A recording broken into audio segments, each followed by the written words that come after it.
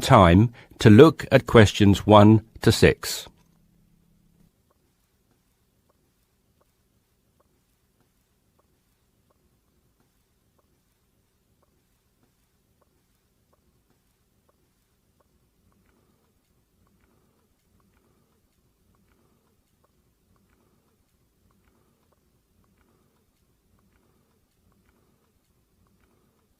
You should answer the questions as you listen because you will not hear the recording a second time.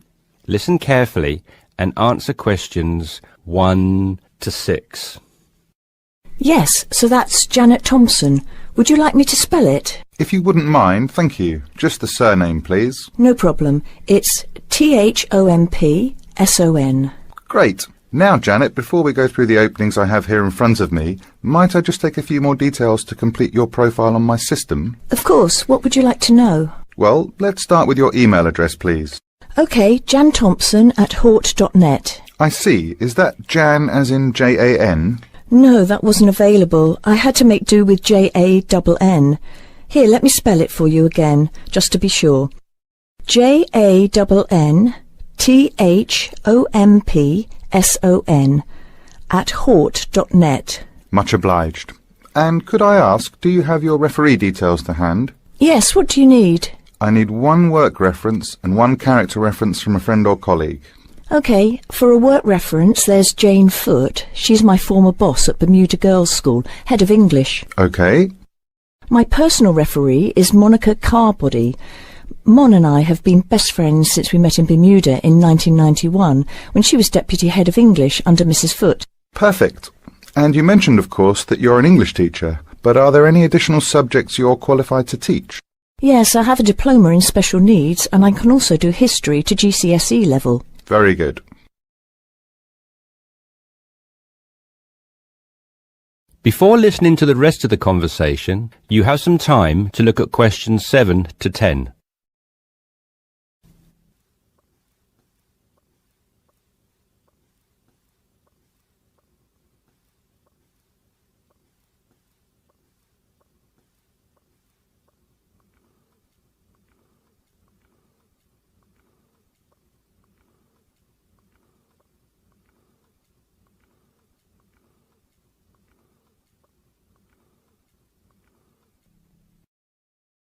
Now listen and answer questions 7 to 10.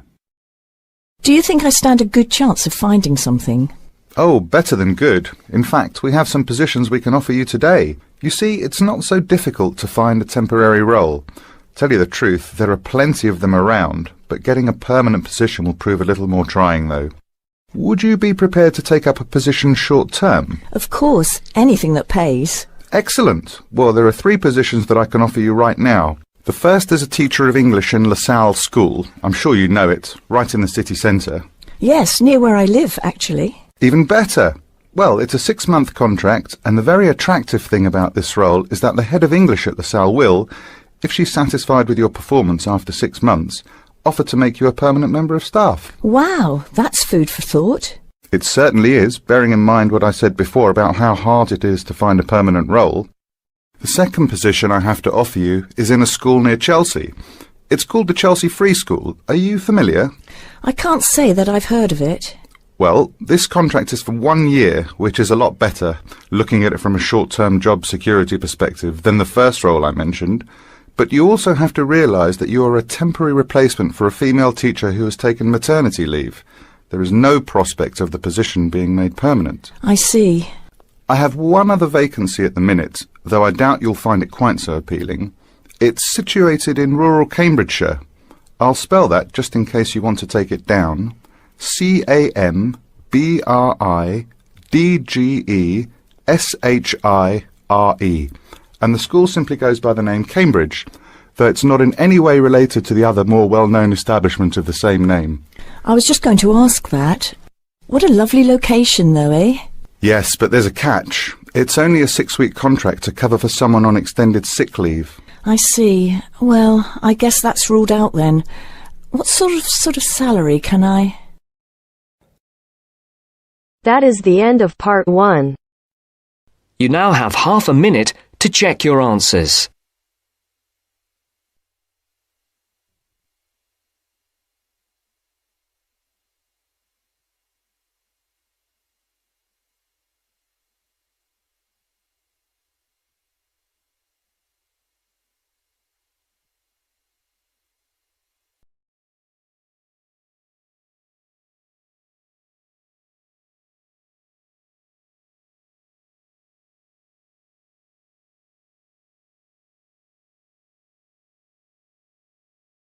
Now turns to Part 2. Part 2. You will hear an accommodation officer telling students about different halls of residence. You now have 30 seconds to read questions 11 to 15.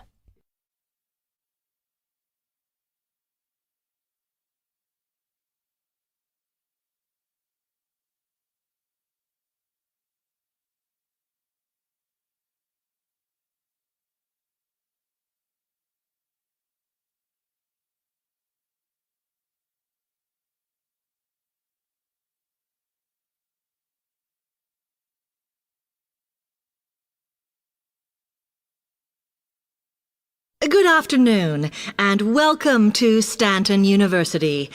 I'm here to tell you about the various halls of residence we have available, should you choose to come here. We aim to offer accommodation in halls to all first-year students, and you'll find there's a good variety to choose from.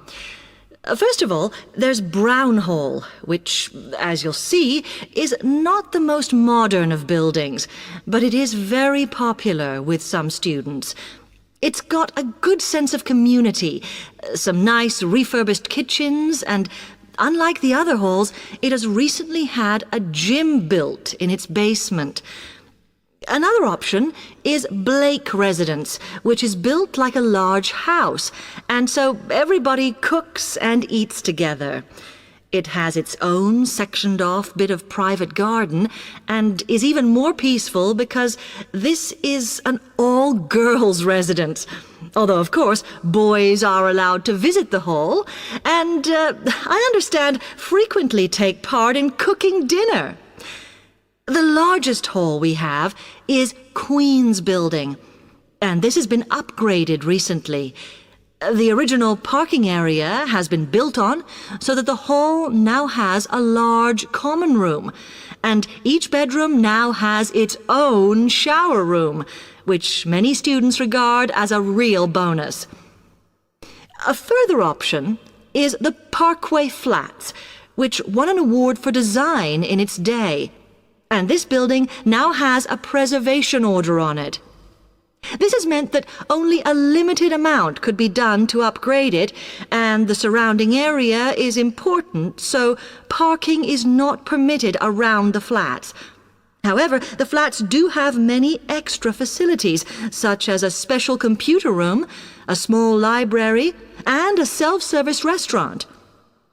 The cost of breakfast, lunch, and dinner is covered in the fees for this hall, so it does look a bit more expensive.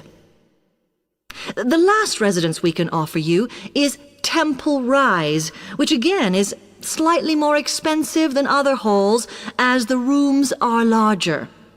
This has got very lovely views across to the coast, and this more than compensates for the fact that bathrooms here are shared between 6 students. However, the hall has domestic staff who clean the rooms once a week, so this is perhaps an attractive option for the messier amongst you. You now have 30 seconds to read questions 16 to 20.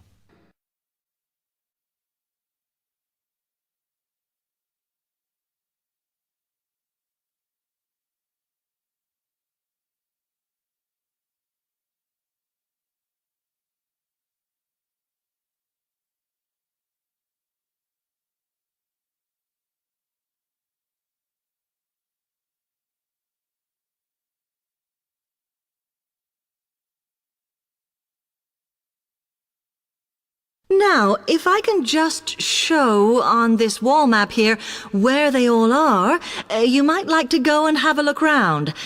If you come into the main university entrance, at the first junction, you'll find that Brown Hall is on the corner opposite the theatre.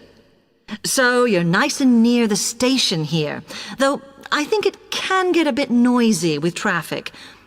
The same applies to Blake Residence, which is directly facing the junction to the university entrance.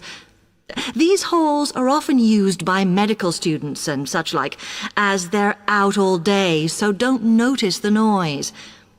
Anyway, if you then walk along Campus Road towards the main circle, you'll see the library on the corner, and Queen's Building is just past that as you head north. You will find that it is quieter here, and you may get fewer visitors. By the way, the circle is quite a feature of the campus, as it's set into the hills and has a brand new sports center in the middle. It's worth going to look around it. Now, the Parkway Flats are on the opposite corner to the library, facing the circle, as you head towards the main buildings. The main buildings are only about a 5-minute walk from here, and places in these halls go quickly, so my advice is to reserve your place as soon as possible. Then Temple Rise is inside the circle, next to the sports center, but further from the main university buildings. Now, if you'd like to go off and physically look...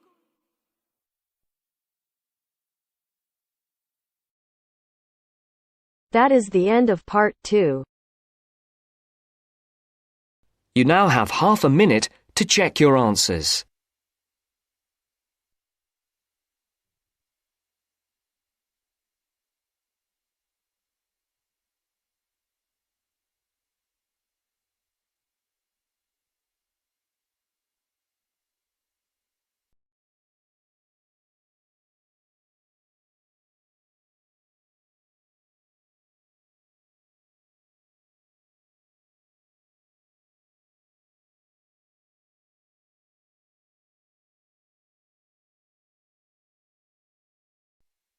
Now turns to part 3. Part 3. You will hear two business studies students, Evelyn and Mark, preparing for a seminar presentation. Before you hear the conversation, you have some time to look at questions 21 to 25.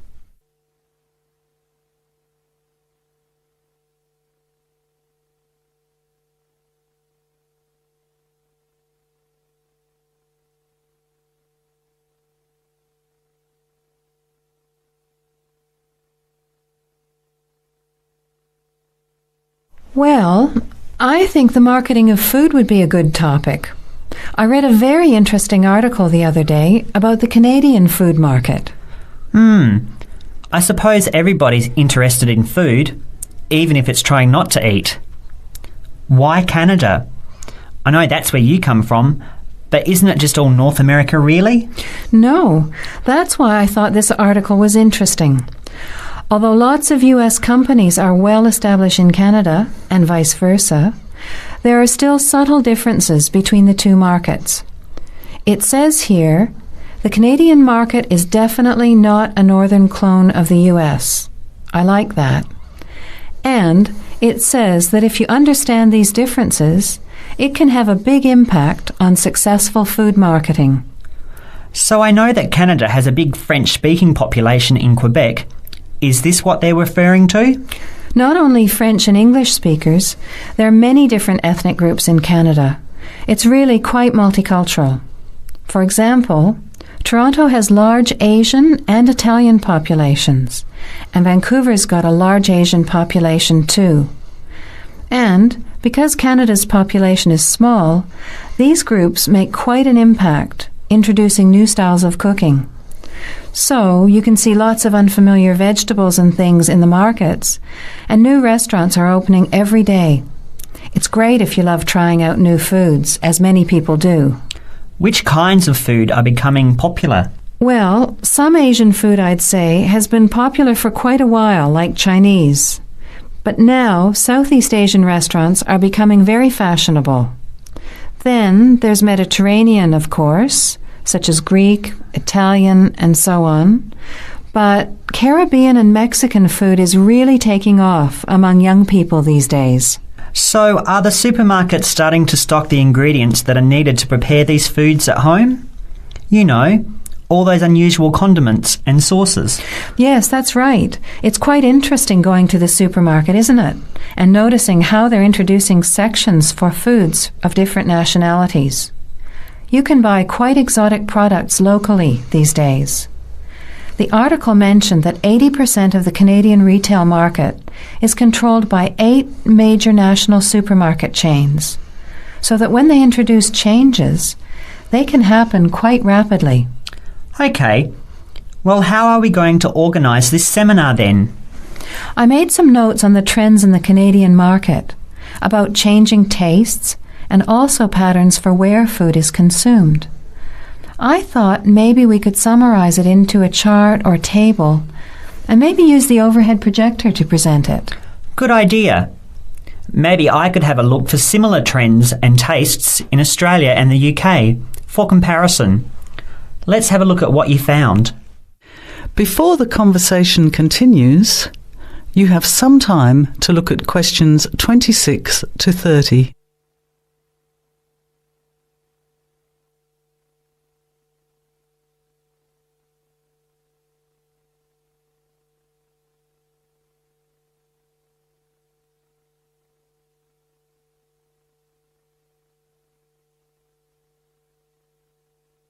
Now, as the conversation continues, answer questions 26 to 30. The most significant trend, it seemed to me, was that Canadians are definitely interested in healthy food. For example, did you know that salads are the 3rd most commonly eaten food in Canadian restaurants? Really? What about organic food then? Is that becoming more popular? Yes, it's definitely moving into the mainstream compared to a few years ago. And a recent survey showed that 4 out of 5 shoppers said that they check the fat and nutritional information on the packet when they're deciding what to buy. What other trends did you find out? There's one change I noticed straight away when I was home last year in the meat department. You know, here the meat packaging says rump steak or 4-quarter chops and so on. Well, they discovered that most consumers these days didn't know what to do with these roasts and rounds and ribs. So the government approved a new naming system for cuts of meat, which is related to the required cooking technique. What a good idea. I've never really understood the difference between sirloin, rump, round and all those names. So how many new categories are there? 8. There are 3 kinds of steak, for grilling, for marinating, and for simmering. And then there's what they call quick-serve beef, for stir-fries, I suppose. And premium oven roast, pot roast, and stewing beef. It's a great idea, isn't it? I hope it catches on here. I agree. Any other trends that you thought were significant? Well, what's really interesting is what the article called mobile meals. In other words, more and more Canadians are eating meals away from home, but not just eating more junk food. They're projecting a 40% increase in snack food sales over the next 3 years, and the growth is coming from healthy snacks. You know, the ones that have less cholesterol and fat, such as muesli bars, health food bars, and those types of products. Apparently, in the food marketing jargon, they're called nutritious portable foods, which means healthy snacks. The other major trend is that young people are doing more of the food shopping these days, so marketing has to be aimed more at them, as well as more conventionally at the mother. Thanks, Evelyn. I think we'll have an interesting discussion about these trends and the comparisons with other English-speaking countries. I'll see if I can get some information about them to compare with yours, and meet you on Friday to put it together. See you then. Bye. That is the end of part 3. You now have half a minute to check your answers.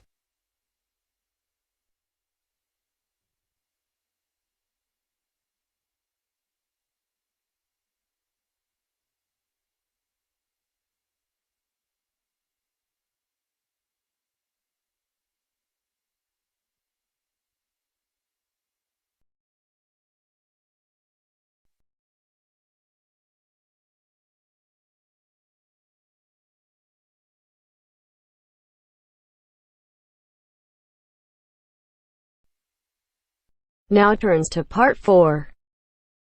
Part 4. You'll hear a lecture on human civilization. First, you have some time to look at questions 31 to 40.